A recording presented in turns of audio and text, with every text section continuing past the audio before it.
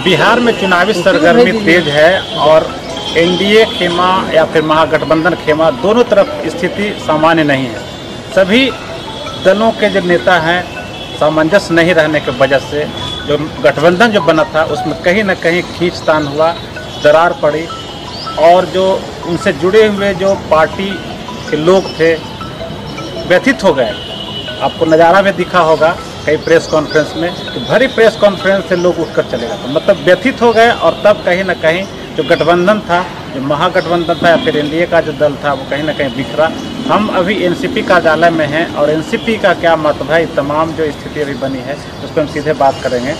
जो स्थिति अभी बन रही है, नहीं लग रहा है कि बिहार के लोग ऊहापोह की स्थिति में हैं और कुछ निर्णय नहीं कर पा रहे हैं और उसके लिए जिम्मेवार आप लोग।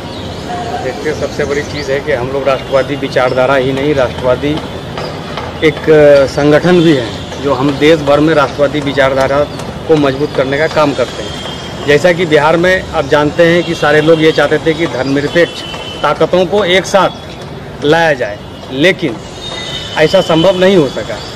इसके पीछे कौन जिम्मेदार है ये जग जाहिर है।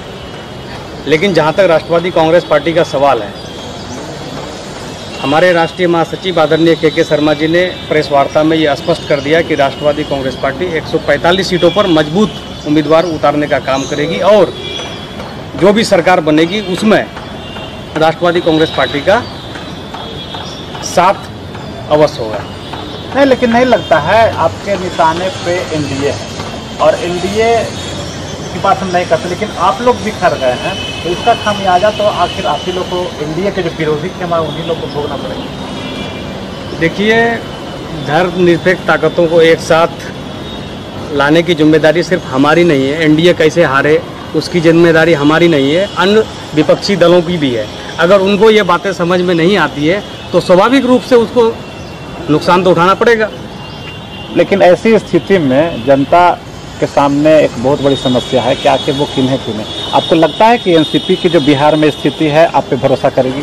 बिल्कुल भरोसा करेगी। आपको पता होगा कि हम लोगों ने विशेष राज्य का दर्जा को लेकर के पहले भी आंदोलन किया था और इस चुनाव में हम जनता के बीच, जब नीतीश कुमार विशेष राज्य के आंदोलन को सफल नहीं कर सके और विशेष राज्य का दर्जा बिहार को नहीं दिला सके और आरजेडी हो, कांग्रेस हो और अन्य दल हो वो नहीं कर सके, तो हम राष्ट्रवादी परिवार, राष्ट्रवादी कांग्रेस पार्टी विशेष राज्य के दर्जे की मांग को लेकर जनता के बीच इस चुनाव में भी जाएंगे। अभी लग रहा है कि कोई मुद्दा को लेकर आप लोग चुनाव में जाने की स्थिति में है, जिस तरीके से आप आपस में खींचतान चल रही है।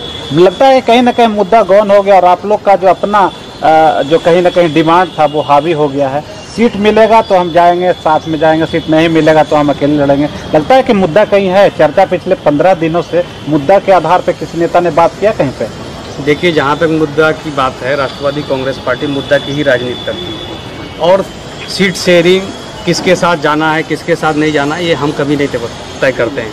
आपने महाराष्ट्र में जो विधानसभा चुनाव हुए उसके रिजल्ट देखे और सरकार बनने का प्रकरण को भी भली भांति देखा। अगर हमारी मुद्दों की राजनीति नहीं होती तो महाराष्ट्र में सरकार का गठन राष्ट्रवादी कांग्रेस पार्टी के नेतृत्व में नहीं हो पाता। ये बिहार में क्या लग रहा है, 145 पे आप लड़ेंगे, कितने सीटें मिलेगा? देखिए, सीटें तो ये जनता को तय करना है और जनता का आशीर्वाद निश्चित तौर पर राष्ट्रवादी कांग्रेस पार्टी को, भाजपा समर्थित जितनी भी पार्टी हैं उनको सबक सिखाने के लिए राष्ट्रवादी कांग्रेस पार्टी आदरणीय शरद पवार साहब के नेतृत्व में देश भर में मजबूत स्थिति में है। और आपको पता है कि शरद पवार साहब भी देश के एकमात्र विपक्षी नेता हैं जिससे मोदी सरकार हो या वो राज्य की अन्य विपक्षी सरकार हो वो भय खाती है। और स्वाभाविक रूप से जनता के बीच हम किसान के मुद्दे, युवाओं के मुद्दे और रोजगार के मुद्दों को लेकर जाएंगे। मुद्दे की बात चाहे जितना कर लें, लेकिन इनके साथ एक सेंटेंस जुड़ा हुआ था, एक शब्द था सबक। तो सभी बिहार के जितने भी दल हैं सभी एक दूसरे को सबक सिखाने में लगे हैं। जनता का जो मुद्दा है वो कहीं ना कहीं गौन हो गया है और इस विधानसभा चुनाव में जनता एक बार फिर इन लोगों को जरूर सबक सिखाएगी। जब ये सोच रहे हैं उनको सबक सिखाने, लेकिन इस बार जो स्थिति बन रही है, एनडीए गठबंधन हो या फिर महागठबंधन हो, टोटल बिखर चुका है। अलग अलग लड़ रहे हैं, कोई 145 पर लड़ रहा है, कोई 243 पर लड़ रहा है, कोई 70 और 75 की बात कर रहा है। मतलब साफ है कि वो जनता को सबक सिखाना चाह रहे हैं, लेकिन हकीकत यह है कि इस बार विधानसभा चुनाव में जनता इनको सबक जरूर सिखाएगी। मैं बालकृष्ण।